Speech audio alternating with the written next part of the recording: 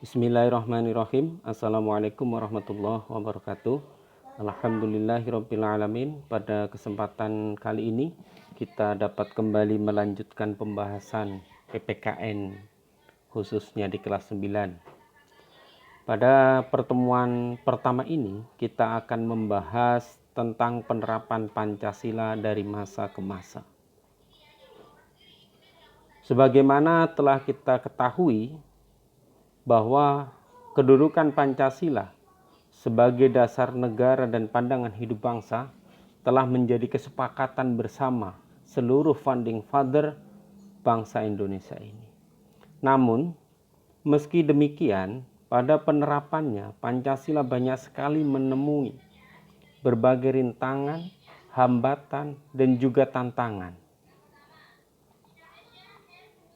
Bahkan sejarah bangsa kita telah mencatat bahwa pernah ada beberapa upaya yang dilakukan untuk menggantikan Pancasila, menggantikan posisi Pancasila sebagai dasar negara dan pandangan hidup bangsa dengan ideologi lainnya. Salah satunya yaitu ideologi komunis. Upaya tersebut dapat digagalkan oleh bangsa Indonesia itu sendiri. Meski demikian, tidak berarti bahwa ancaman terhadap nilai-nilai Pancasila sebagai dasar negara sudah berakhir. Tantangan di masa kini tentunya lebih berat dibandingkan dengan masa-masa yang telah lalu. Oleh karena itu, nanti untuk lebih jelasnya kita akan membahas tentang penerapan Pancasila dari masa ke masa. Di sini peta konsep pembahasan penerapan Pancasila dari masa ke masa. Yang pertama yaitu pada masa awal kemerdekaan tahun 1945 sampai dengan 1959. Kemudian Pancasila masa Orde Lama 1959 sampai 1966. Kemudian Pancasila masa Orde Baru 1966 sampai dengan 1998. Dan terakhir adalah Pancasila masa reformasi yaitu 1998 sampai dengan saat ini. Kita urai satu persatu. Yang pertama yaitu Pancasila masa awal kemerdekaan. Pada masa ini Pancasila menemukan tantangannya. Yang pertama yaitu pemberontakan Partai Komunis Indonesia atau PKI di Madiun pada tanggal 18 September 1948.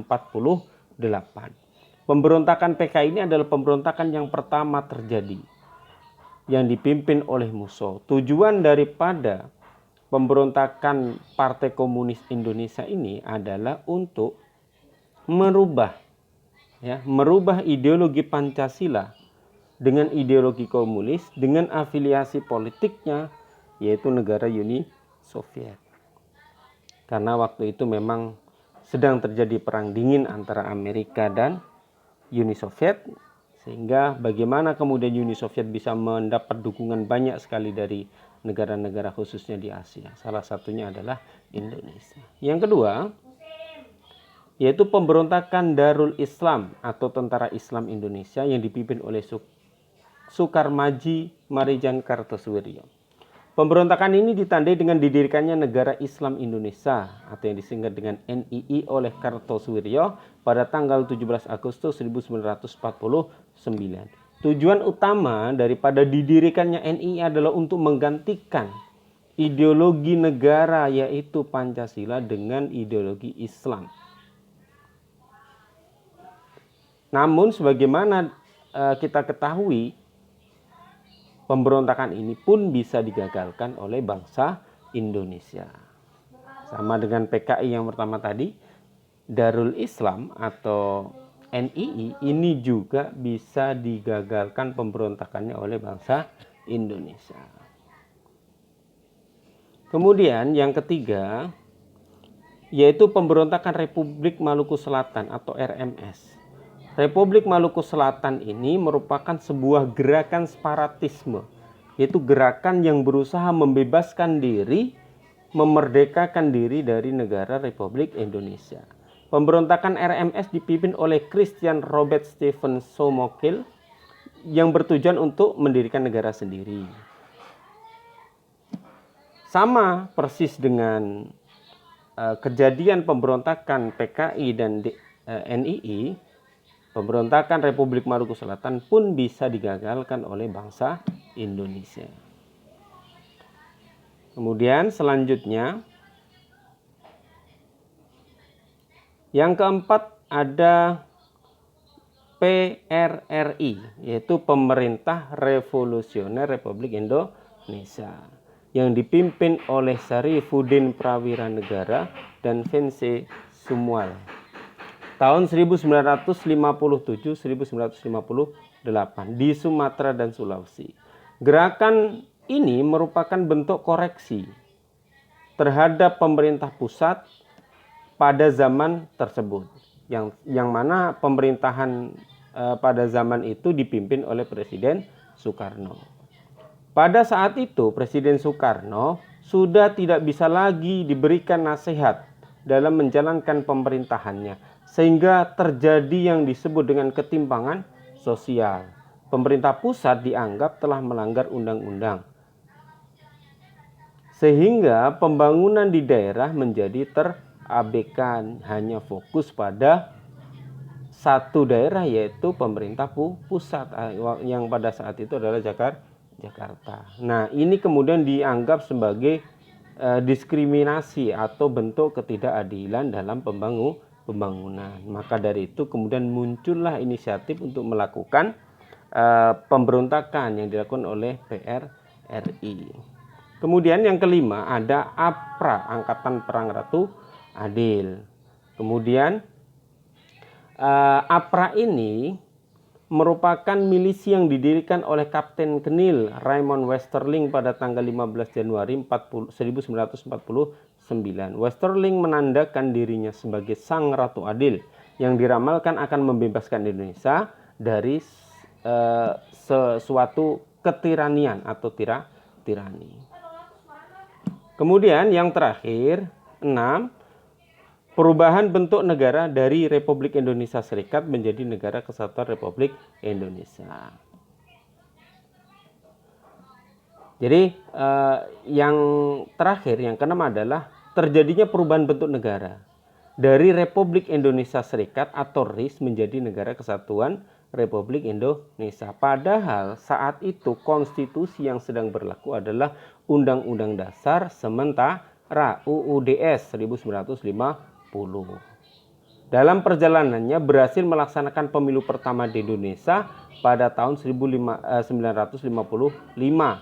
yang dianggap paling demokratis. Tetapi anggota konstituante hasil pemilu tidak dapat menyusun undang-undang dasar seperti yang diharapkan. Hal inilah yang kemudian menimbulkan krisis politik, krisis ekonomi, dan krisis keamanan. Sehingga dengan terpaksa Presiden Soekarno mengeluarkan dekret pada 1959. Dekret inilah yang dikenal dengan Dekret 5 Juli 1959 yang berisi antara lain: 1. Membubarkan konstituante. 2. Undang-Undang Dasar tahun 1945 berlaku kembali, sedangkan Undang-Undang Dasar sementara tahun 1950 tidak berlaku. Kemudian segera akan dibentuk MPRS dan DPS. Nah, pada periode inilah dasar negara tetap Pancasila. Akan tetapi dalam penerapannya lebih diarahkan seperti ideologi liberal. Jadi bukan nilai-nilai Pancasila, tapi lebih pada konsepsi ideologi liberal. Itulah 6 pokok penyimpangan Pancasila pada masa awal kemerdekaan. Yang kedua yaitu masa Orde Lama. Yang pertama, Presiden Soekarno ditetapkan sebagai presiden seumur hidup berdasarkan TAP MPRS nomor 20 tahun 1963 yang menyebabkan kekuasaan presiden semakin besar dan tidak terbatas. Padahal seharusnya presiden itu tidak boleh mengangkat dirinya untuk masa jabatan, apalagi untuk masa jabatan yang tidak tertentu, karena Seharusnya eksekutif itu memiliki masa jabatan 2 periode, tidak boleh dipilih kembali. Tapi ini Presiden Soekarno menisbatkan dirinya, menetapkan dirinya sebagai presiden seumur hidup. Kedua, Presiden mengeluarkan penetapan Presiden nomor 3 tahun 1960 tanggal 5 Maret 1960 yang membubarkan DPR hasil pemilu. Kemudian yang ketiga, Presiden membentuk MPRS yang anggota-anggotanya terdiri dari anggota DPR GR, utusan daerah, dan utusan golongan yang semuanya diangkat serta diberhentikan oleh Presiden. Pada periode ini sebenarnya terjadi pula pemberontakan PKI untuk yang kedua kalinya. Kalau tadi yang pertama itu dipimpin oleh Musso, yang pada Orde Lama ini dipimpin oleh DN Aidit. Tujuannya sama, untuk menggantikan Pancasila dengan ideologi komunis yang berafiliasi politik dengan negara Uni Soviet. Kemudian yang ketiga, pada masa Orde Baru. Pada masa Orde Baru ini ditandai dengan runtuhnya kepemimpinan Presiden Soekarno. Ya, kemudian digantikan dengan Presiden Soeharto. Nah, pada periode ini terjadi beberapa penyimpangan terhadap Pancasila. Yang pertama yaitu lembaga kepresidenan merupakan pengontrol utama lembaga negara lainnya, baik yang bersifat suprastruktural, DPR, MPR, DPA, BPK, dan MA, maupun yang bersifat infrastruktur seperti LSM, partai politik, dan lain sebagainya. Tentunya ini kenapa dianggap penyimpangan? Karena seharusnya presiden dalam struktur ketatanegaraan seharusnya berdasarkan teori trias politika tidak ada lembaga tertinggi negara, tapi adanya lembaga yang sejajar yang dibagi oleh Montesquieu dalam teori trias politika, yaitu ada legislatif, eksekutif, dan yudikatif. Ketiganya ini memiliki tingkatan yang sama. Nah, di sini nanti akan terjadi yang disebut dengan check and balancing. Nah, dalam posisi ini presiden ada di posisi eksekutif. Presiden hanya menjalankan tugas dari legislatif, pembuat undang-undang, dan yang menjadi pelopor penegakan hukumnya adalah yudikatif. Jadi saling bersinergi. Tapi kalau dalam konsepsi Orde Baru ini, lembaga kepresidenan justru malah mengontrol lembaga-lembaga lain seperti legislatif dan yudikatif. Tentunya ini akan menimbulkan kekacauan dalam perjalanan pemerintahan. Pasti akan terjadi yang disebut dengan abuse of power, penyalahgunaan kekuasaan, dan itu ternyata terbukti. Yang kedua, pembatasan kebebasan berpolitik. Nah, pembatasan kebebasan berpolitik ini dimulai sejak zamannya Orde Baru. Buktinya apa? Pembatasan kebebasan politik, bahwa afiliasi politik masyarakat itu hanya dibikin dalam 3 kantong-kantong partai politik saja. Yang pertama ada PDI, ada P3, dan ada Golkar. Dan yang paling aneh pada saat itu, seluruh pegawai negeri sipil harus masuk dalam lingkup partai politik yang disebut dengan Golkar, golongan karya. Ini tentunya ada pengarahan. Nah, pengarahan inilah yang kemudian dianggap tidak fair gitu. Dan saat itu tidak boleh ada partai politik lagi. Cukup 3 itu saja. Kemudian yang ketiga, dibatasinya kebebasan pers dan kebebasan berpendapat. Terbukti dengan banyaknya kasus diberedelnya beberapa surat kabar atau majalah yang dicabut izin penerbitannya dengan alasan tidak memberitakan peristiwa yang bertentangan dengan kebijakan pemerintah. Jadi memang pada saat itu, pada saat Presiden Soeharto berkuasa, pers itu benar-benar dibatasi. Karena pers dibatasi, maka kemudian kebebasan berpendapat pun dibatasi. Jadi nyaris tidak ada demonstrasi pada saat itu. Nyaris tidak ada siaran berita saat itu. Kita ingat pada tahun 1990-an, 1980, 1990-an itu ketika saya masih kecil, Mami, itu tidak ada namanya siaran berita kecuali dunia dalam berita, TVRI waktu itu. Jadi kalau jam 9 malam kita lagi nonton sinetron, jam 9 malam semua TV harus bergabung dengan TVRI untuk apa? Untuk menyiarkan berita. Dan TV lain tidak ada model berita, semuanya adalah hiburan. Nah, ini termasuk dalam konteks pembatasan terhadap pers. Keempat, munculnya beberapa peristiwa pelanggaran hak asasi manusia seperti kasus Tanjung Priok, kasus Marsinah, kasus wartawan Udin dari Harian Bernas Yogyakarta, dan lain-lain. Ini menandakan bahwa kasus pelanggaran HAM banyak sekali terjadi pada masa Orde Baru, berarti penghargaan terhadap HAM itu juga berkurang. Gitu. Kenapa ini terjadi? Sebenarnya secara teoritis pelanggaran HAM ini akan semakin tinggi dalam suatu pemerintahan atau negara yang bersifat absolut atau otoriter. Pasti penghargaan terhadap asasi manusia akan berkurang. Kemudian yang terakhir yaitu Pancasila pada masa reformasi.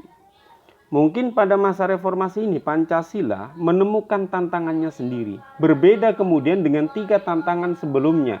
Karena Pancasila pada reformasi ini tentu tantangannya bukan lagi masalah pengekangan, bukan lagi masalah hak asasi manusia.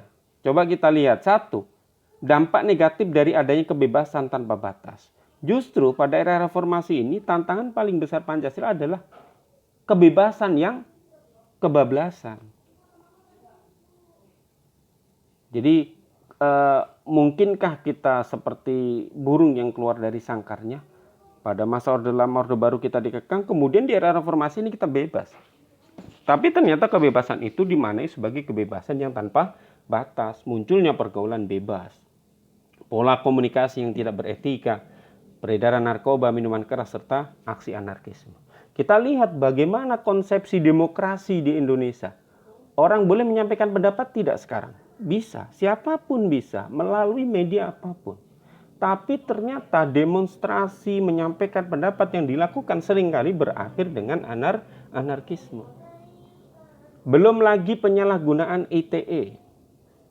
Ya, penyalahgunaan media massa, banyak sekali hoax bertebaran di mana-mana. Bahkan sekarang pun kita susah membedakan mana berita yang benar, mana berita yang salah. Seluruh berita seakan-akan itu adalah berita yang benar. Sehingga kita harus berhati-hati, benar-benar berhati-hati dalam memilah dan memilih suatu pemberitaan. Kedua, menurunnya rasa persatuan dan kesatuan di antara sesama warga bangsa. Hari ini ditandai dengan adanya konflik di beberapa daerah. Kemudian ada tawuran antar pelajar. Serta tindak kekerasan yang dijadikan sebagai alat untuk menyelesaikan permasalahan. Kita banyak sekali melihat anak muda sekarang pun ketika sedang belajar, masa-masa mereka belajar SMP, SMA, mereka pun sering melakukan hal-hal seperti tawuran. Yang nyaris itu tidak ada di zaman-zaman tahun 1980, 1990. Tapi sekarang itu menjadi masif. Terjadi hampir di semua elemen generasi kita saat ini. Baik anak muda, dewasa maupun bahkan orang tua. Ini tentunya menjadi ironi bagi kita sendiri. Pancasila mengajarkan kita tentang persatuan. Pancasila mengajarkan kita tentang kemanusiaan. Toh ternyata pada kenyataannya kita malah melanggar kemanusiaan dan nilai-nilai persatuan itu sendiri.